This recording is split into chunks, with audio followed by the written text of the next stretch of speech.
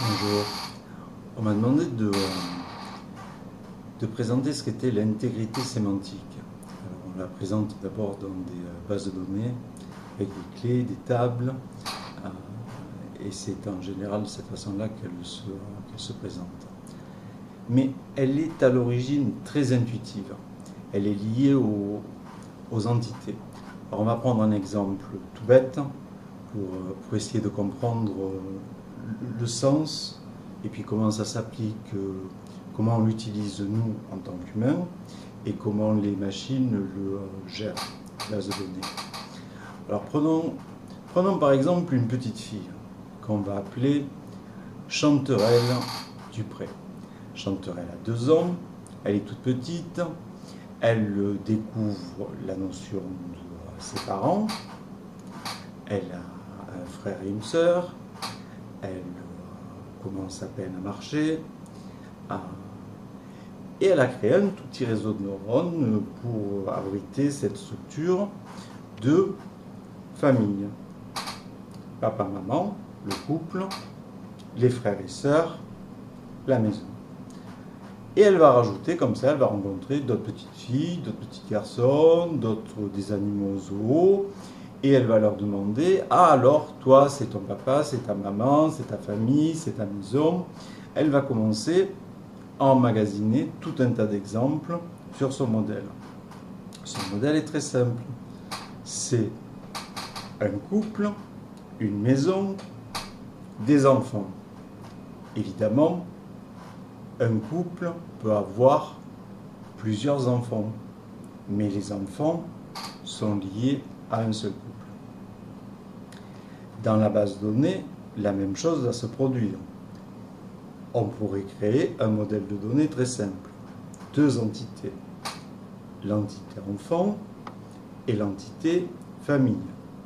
Dans la famille, on aurait monsieur et madame Dupré, leur adresse ou les informations qu'on met dessus, et on aurait une entité enfant avec leur prénom, Chloé, leur jouet préféré, les informations qu'on veut lui mettre dessus. Chloé, elle, a créé son petit réseau de neurones qui lui permet de reconnaître qu'est-ce qui est une famille et qu'est-ce qui n'est pas une famille.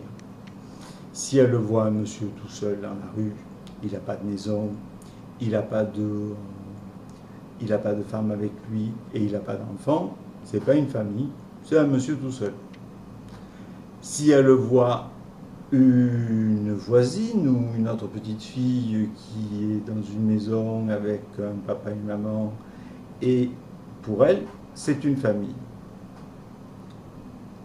Elle a une structure qui lui permet de reconnaître, un petit réseau de neurones qui lui permet de reconnaître ce qui est une famille, ce qui n'est pas une famille.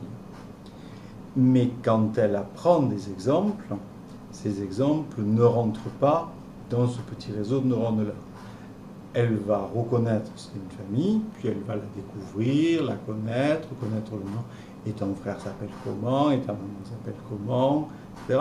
Et elle va entrer dans une base de données. À l'inverse, on va avoir notre modèle de données avec sa structure, donc notre entité enfant et notre entité parent. Mais on a bien un seul parent pour plusieurs enfants, mais c'est bien dans ces tableaux que l'on va rentrer tous les exemples. On n'en oubliera aucun. Chaque fois qu'on saisira un exemple, monsieur et madame et leurs enfants, tel. Jusque-là, tout est simple. Chanterelle va à l'école. Elle a 3 ans. Et en s'inscrivant à l'école, elle découvre qu'elle ne s'appelle pas Dupré comme son papa, sa maman et son frère, mais elle s'appelle Dujardin. Grosse explication à la maison. Chanterelle a beau avoir 3 ans, il faut quand même lui expliquer qu'il y a eu un premier papa. Ah, un vrai papa et le papa avec qui je suis. Bon, pas très grave pour Chanterelle, ça ne change rien. Son petit réseau de neurones qui reconnaît famille ou pas famille. Se pose juste maintenant la délicate question, quand elle verra une copine, de lui demander « Ah, mais c'est ton vrai papa ou c'est le papa avec qui tu vis ?» Mais pour notre modèle de données, la question se complique. Parce que notre modèle de données est fait pour qu'on puisse interroger cette base de données. Donc on puisse lui poser des questions, trouver tous les couples qui ont des enfants de moins de 5 ans. Et la base de données va prendre le fichier couple, un par un, et pour chacun de ces couples, va aller voir dans toute la liste des enfants si la clé parent unique, non, si cette clé-là y est, et si elle y est, il va sortir, tiens, il y en a un, hop, il y en a un autre, hop, hop, il y en a un autre, hop, hop, il y en a un autre, il y en a un autre, il y en a un autre. Et pour chaque parent, il va sortir une liste d'enfants. Donc on peut avoir des questions aussi diverses que donne-moi la moyenne des enfants, des couples de ma base de données, donne-moi la moyenne d'âge des parents par rapport aux enfants de 5 à 6 ans. On peut faire tous ces calculs. Mais avec l'histoire du papa numéro 2, la base de données se retrouve avec non plus à chaque enfant un couple unique, mais un enfant peut très bien avoir 2 parents. Alors on pourrait tortiller l'affaire en se disant on va changer le modèle de données, on va l'adapter. Mais on va rester pour l'instant, comme l'a fait Chanterelle, on va juste utiliser ce joli modèle de données qu'on a utilisé pendant pas mal d'années, dans lequel on a rentré beaucoup d'exemples, et on va peut-être essayer dans un champ quelconque qui reste, voir le prénom. Après Chanterelle, on pourrait mettre par exemple une astérix. L'astérix voudrait dire elle est issue d'un premier mariage, par exemple. C'est bien la fille de ce couple. Mais l'astérix, que fait-on? Eh bien, au lieu de faire un nouveau logiciel, une nouvelle base de données, beaucoup de travail, on met juste une astérix.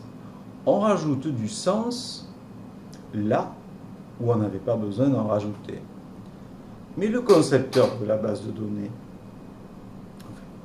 ces 2 entités, n'avait pas prévu ça. Ce qu'il avait pu prévoir, c'était par exemple de créer une clé unique pour être sûr que un enfant n'ait qu'un seul couple associé.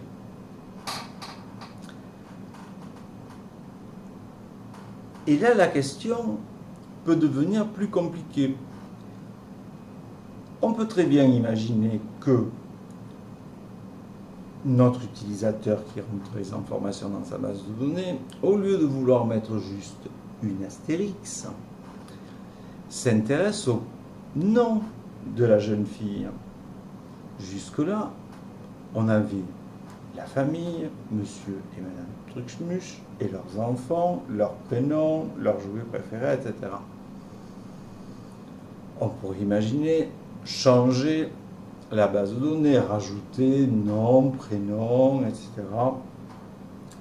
Mais laissons l'utilisateur utiliser sa petite base de données et jouer avec. Pour l'instant, il n'a que ça là, il a beaucoup utilisé, elle lui sert à l'école, qui va venir chercher les enfants.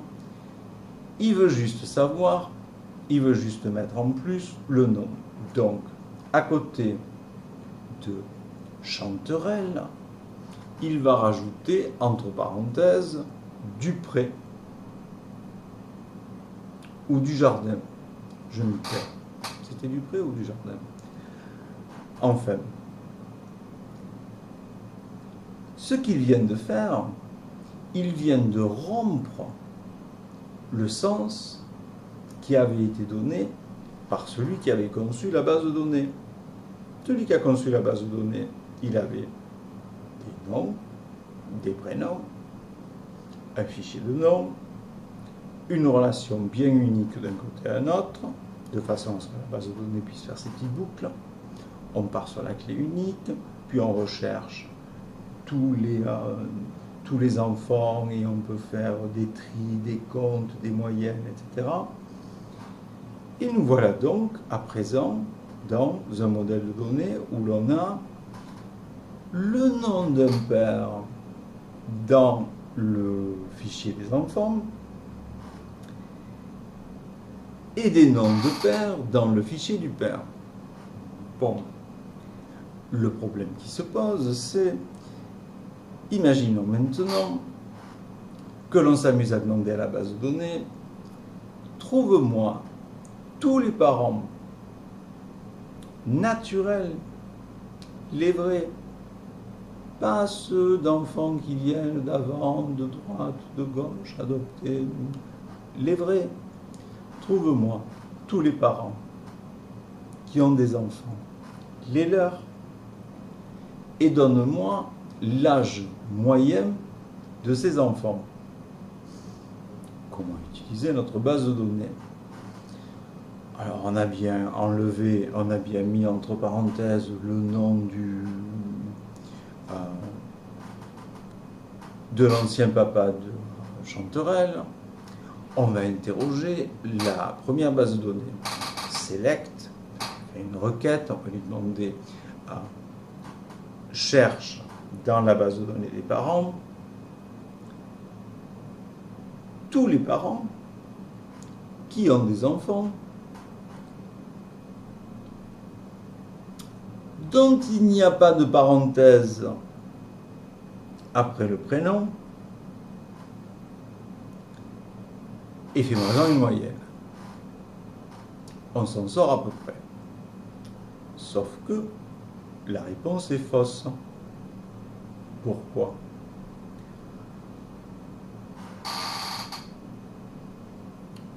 Parce que je n'aurai pas les enfants issus de premier mariage. Je n'aurai pas vraiment une moyenne. Quand la maman de Chloé était mariée avec son premier papa et qu'elle l'a eu, on aurait très bien pu la faire rentrer dans ces statistiques-là. Elle aurait eu, dans cette union légitime, un enfant. Puis, dans sa deuxième union légitime, elle aurait pu avoir d'autres enfants. Bon, ce n'est pas leur cas. Ils sont venus tous les deux avec leurs enfants, et ils se sont mariés, et ils n'en ont pas fait ensemble. Quand l'on brise le sens de ce qu'on veut mettre dans une base de données, on se retrouve au bout d'un moment à poser des questions très bizarres, à chercher à faire des boucles à la base de données, puis à l'intérieur de ces requêtes, faire d'autres requêtes pour trouver du sens qu'on n'y a pas mis, et au final, on risque de tout faire planter ou de partir dans des calculs qui aboutissent jamais. C'est là qu'on parle de la notion d'intégrité sémantique. Alors les administrateurs de bases de données ont trouvé des tas de trucs et astuces pour pallier à ça. Avoir des valeurs bien établies pour les prénoms et les noms, on ne pourra plus s'appeler Chanterelle. avoir des clés uniques, chaque couple doit avoir ceci ou cela, ou alors revoir carrément le modèle de données, le rendre beaucoup plus compliqué en termes de, non plus de couple, mais de parents, de droits de garde, on peut changer tout le modèle de données. Et c'est ce qui se passe avec les modèles de données. Les modèles de données sont parfois simples, puis on migre l'information vers des domaines de données plus compliqués en fonction des besoins. Mais la structure de la donnée et son sens sont liés. Elles sont profondément liées. Et c'est ce lien qu'on peut facilement briser, et on brise alors l'intégrité sémantique.